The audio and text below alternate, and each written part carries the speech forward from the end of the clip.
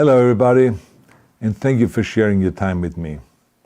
I'm sending this message through various different channels to reach my dear Russian friends and the Russian soldiers serving in Ukraine. I'm speaking to you today because there are things that are going on in the world that are being kept from you, terrible things that you should know about.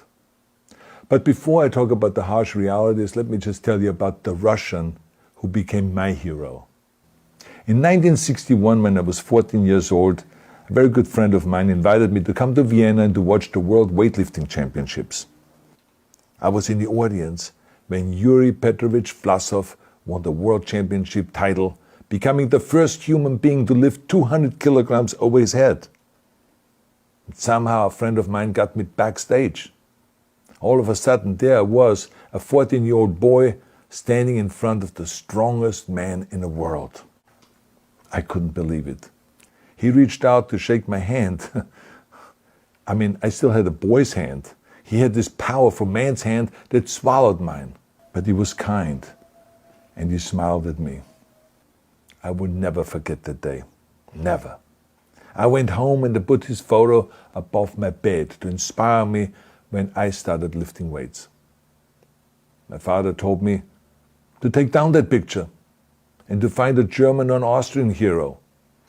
He got really angry, and we argued back and forth. He didn't like Russians because of his experience in the Second World War. You see, he was injured at Leningrad, where the Nazi army that he was part of did vicious harm to the great city and to its brave people. But I did not take the photograph down, no, because it didn't matter to me what flag Yuri Vlasov carried. My connections to Russia didn't stop there, by the way.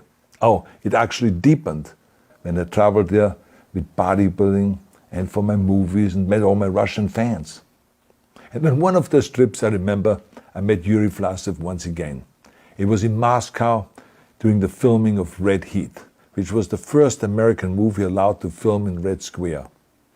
Now, he and I spent the whole day together. He was so thoughtful, so kind, and so smart, and, of course, very giving. He gave me this beautiful blue coffee cup. And ever since then, I've been drinking my coffee out of every morning. Now, the reason why I'm telling you all of those things is that ever since I was 14 years old, I've had nothing but affections and respect for the people of Russia. The strength and the heart of the Russian people have always inspired me.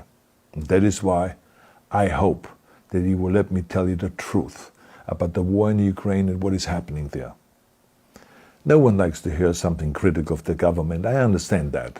But as a longtime friend of the Russian people, I hope that you will hear what I have to say.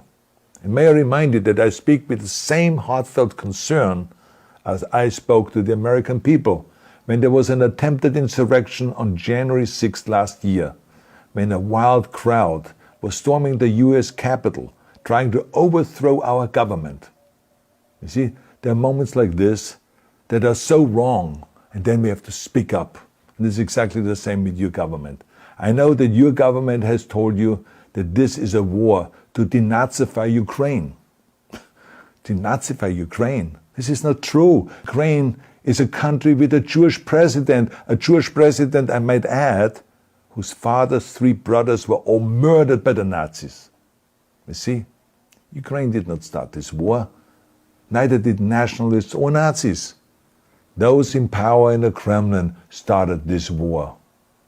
This is not the Russian people's war. No. As a matter of fact, let me tell you, what you should know is that 141 nations at the UN voted that Russia was the aggressor and called for it to remove its troops immediately. Only 4 countries in the entire world voted with Russia. That is a fact. See, the world has turned against Russia because of its actions in Ukraine. Whole city blocks have been flattened by Russian artillery and bombs, including a children's hospital and a maternity hospital. 3 million Ukrainian refugees, mainly women, children, and elderly, fled their country, and many more are trying to seek to get out. It is a humanitarian crisis. Because of its brutality, Russia is now isolated from the society of nations. You're also not being told the truth about the consequences of this war on Russia itself. I regret to tell you that thousands of Russian soldiers that have been killed. They have been caught between Ukrainians fighting for their homeland and the Russian leadership fighting for conquest. Massive amounts of Russian equipment have been destroyed or abandoned. The destruction that Russian bombs are raining down upon innocent civilians has so outraged the world that the strongest global economic sanctions ever taken have been imposed on your country. Those who don't deserve it on both sides of the war will suffer. The Russian government has lied not only to the citizens, but to its soldiers.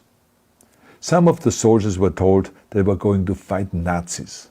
Some were told that the Ukrainian people would greet them like heroes, and some were told that they were simply going on exercise. They didn't even know that they were going into war. And some were told that they were there to protect ethnic Russians in Ukraine. None of this is true. The fact is that Russian soldiers have faced fierce resistance from the Ukrainians who want to protect their families and their country. When I see babies being pulled out of ruins, I think that I'm watching a documentary about the horrors of the Second World War, not the news of the day. Now let me tell you, when my father arrived in Leningrad, he was all pumped up on the lies of his government. And when he left Leningrad, he was broken, physically and mentally. He lived the rest of his life in pain. Pain from a broken back, pain from the shrapnel that always reminded him of these terrible years, and pain from the guilt that he felt.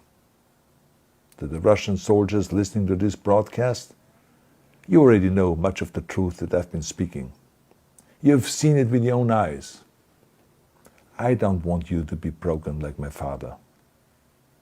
This is not the war to defend Russia that your grandfathers or your great-grandfathers fought. This is an illegal war. Your lives, your limbs, your futures are being sacrificed for a senseless war condemned by the entire world. Now, to those in power in the Kremlin, let me just ask you, why would you sacrifice those young men for your own ambitions? To the soldiers who are listening to this, remember that 11 million Russians have family connections to Ukraine. So every bullet you shoot a brother or a sister. Every bomb or every shell that falls is falling not on an enemy, but on a school, or a hospital, or a home. I know that the Russian people are not aware of such things are happening. So I urge the Russian people and the Russian soldiers in Ukraine to understand the propaganda and the disinformation that you are being told. I ask you to help me spread the truth. Let your fellow Russians know the human catastrophe that is happening in Ukraine. And to President Putin I say, you started this war. You are leading this war. You can stop this war. Now, let me close with a message to all of the Russians who have been protesting on the streets against the invasion of Ukraine. The world has seen your bravery. We know that you have suffered the consequences of your courage. You have been arrested, you have been jailed, and you have been beaten. You are my new heroes. You have the strength of Yuri Petrovich Vlasov. You have the true heart of Russia. My dear Russian friends, may God bless you all.